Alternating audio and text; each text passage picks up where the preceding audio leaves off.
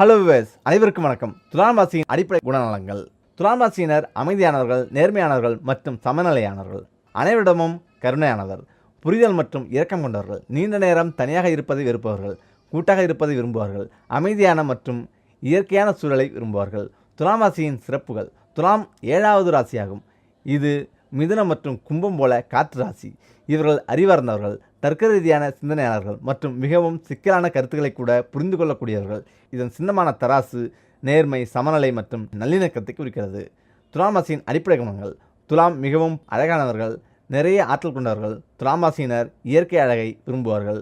அமைதி மற்றும் நல்லிணக்கத்தின் அன்போடு கூடிய நேர்மையான உணர்வு கொண்டவர்கள். மற்றவர்களின் கவனத்தையும் பாராட்டையும் விரும்புகிறார்கள். அனைவரின் நம்பிக்கைக்கு உரியவர்கள். சமூகத்தன்மையும் இனிமையையும் வணங்குவார்கள். இவர்களின் நோக்கங்கள் யாவும் தூய்மையானதாகவும் அனைவருக்கும் சமமானதாகவும் இருக்கும். வாழ்க்கையை மிகவும் நேசிப்பவர்கள். எப்பொழுதும் மகிழ்ச்சியாக இருக்க விரும்புகிறார்கள். இவர்கள் வருத்தமாக இருப்பது என்பது ஒரு பெரிய விஷயம். துலாம் எந்த கிரகத்தால் ஆளப்படுகிறது? அன்பான துலாம் அழகு மற்றும் அன்பின் கிரகமான சுக்கிரனால் ஆளப்படுகிறது. இவர்கள் மிகவும் மென்மையானவர்கள் மற்றும் கனிவானவர்கள். சுக்கிரனின் ஆதிக்கத்தின் கீழ் கலை, கலாச்சாரம், அழகு மற்றும் படைப்பாற்றல் உள்ளது. துலாம் ராசியை பற்றி நீங்கள் தெரிந்து கொள்ள வேண்டிய 10 உண்மைகள். துலாம் ராசி தேதிகள்: செப்டம்பர் 23 முதல் அக்டோபர் 22 வரை பிறந்தவர்கள். துலாம் ராசியின் தன்மை: சமநிலை, நீதி, அமைதி. துலாம் ராசியின் குணங்கள்: ஆர்வம், சமூகத்தன்மை. துலாம் ராசியின் தவறுகள்: சந்தேகம், மேலோட்டமான தன்மை. துலாம் ராசியின் ரத்தினங்கள்: சபையர், பவளம். துலாம் ராசியின் கிரகம் சுக்கிரன். துலாம் ராசியின் அடையாளம்: காற்று. துலாம் ராசியின் நிறங்கள்: வெளிர் நிறங்கள். துலாம் ராசியின் உலோகம்: செம்பு, பிளாட்டினம். தொடர்புடைய உடல் பாகங்கள்: சிறுநீரகங்கள், சிறுநீர்ப்பை. துலாம் ராசியின் பண்புகள். ராஜதந்திரம், நேர்மையான உணர்வு மற்றும் கருணை ஆகியவை துலாம் ராசியின் பண்புகளாகும். அமைதியான இயற்கை சூழலை விரும்புகிறார்கள். வாதம், சண்டை, அநீதி மற்றும் சமத்துவமின்மையை விருப்பவர்கள். தேவையற்ற மோதல்களை தவிர்த்து சமாதானமாக இருக்க நினைப்பவர்கள். வாதத்தின் இரு பக்கங்களையும் கருத்தில் கொண்டு நன்மை தீமைகளை ஆராய்ந்து மிக சரியாக முடிவெடுப்பார்கள். இதனால் தங்கள் சொந்த கருத்தை மாற்றி மற்றவரின் வாதங்களுக்கு கட்டுப்படுவார்கள். துலாம் ராசி பெண்களின் பண்புகள். பெரும்பாலும் துலாம் ராசி பெண்கள் லட்சிய ஆளுமையை கொண்டவர்கள். ஒற்றுமை மற்றும் நேர்மை இவர்களின் முக்கிய கொள்கை. அநீதிகளுக்கு எதிராக போராடுவதில் பின்வாங்க மாட்டார்கள். சுருக்கமாக, துலாம் பெண்கள் இனிமையானவர்கள், அக்கறையுள்ளவர்கள், கனிவானவர்கள். துலாம் ராசி ஆண்களின் பண்புகள். துலாம் ராசி ஆண்கள் அன்பானவர்கள், இரக்கமுள்ளவர்கள், அழகானவர்கள் மற்றும் மற்றவர்களுடன் ஊர் சுற்றுவதை விரும்புகிறார்கள். தனது அன்புக்குரியவர்களுடன் நேரத்தை செலவிடுவதையும் விரும்புவார்கள். இதில் துலாம் நேர்மறை மற்றும் எதிர்மறை பண்புகள். துலாம் ராசியினரின் பண்புகளை புரிந்து கொண்டு அவர்களுடன் காதல், வேலை மற்றும் வாழ்க்கையில் சிறந்த உறவுகளை உருவாக்க உதவும் 5 மிகப்பெரிய நேர்மறை மற்றும் எதிர்மறை பண்புகளை பார்ப்போம்.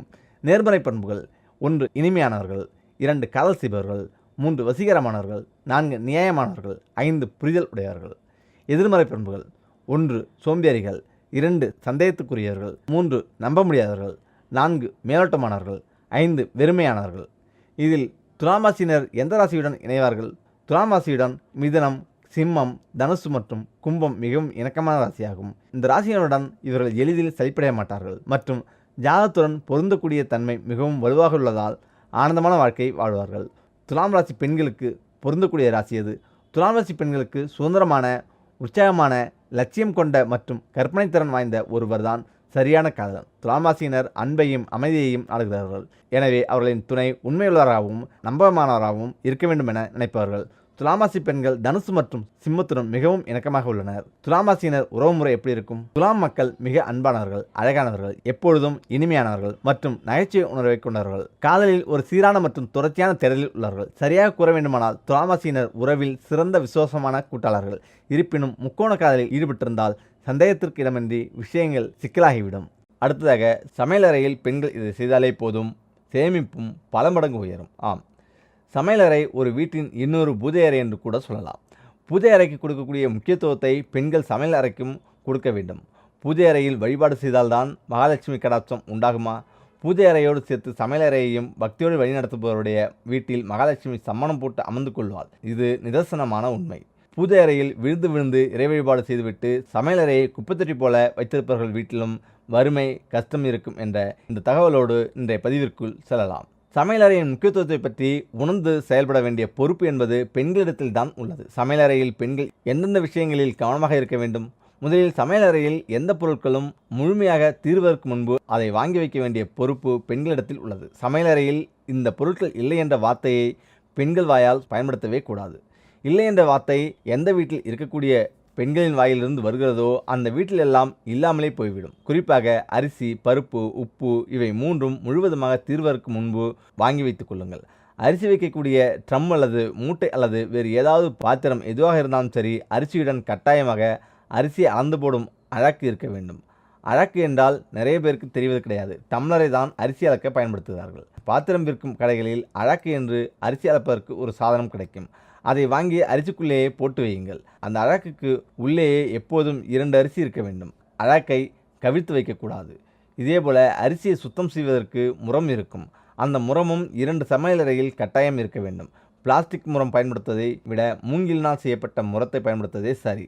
நாம் சமைப்பதற்கு பயன்படுத்தப் போகும் அரிசி பருப்பை அழகில் அளந்து இந்த முறத்தில் கொட்டி சுத்தம் செய்ய வேண்டும். அதன் பின்புதான் அரிசி பருப்பை சமைக்க பயன்படுத்த வேண்டும். இந்த 2 வேலைகளை வீட்டில் இருக்கும் பெண்கள் தவறாமல் தினந்தோறும் செய்ய வேண்டும். ஆற்றில் போட்டாலும் அளந்து போடு என்று சொல்வார்கள். வீட்டில் இருக்கும் பெண்களுக்கு அந்த பொறுப்பு மிக மிக அவசியம். வீட்டில் இருக்கக்கூடிய உறுப்பினர்களுக்கு ஏற்றவாறு சரியான அளவில் சமைக்க வேண்டும். சுத்தமாக சமைக்க வேண்டும்.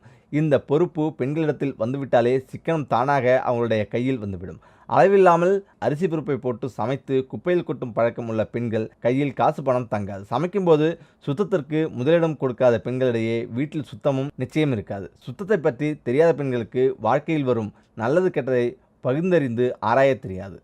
சமையலறையில் மேல் சொன்ன விஷயங்களை பின்பற்றி வரக்கூடிய பெண்கள் வாழ்க்கையிலும் பக்குவம் அடைவார்கள்.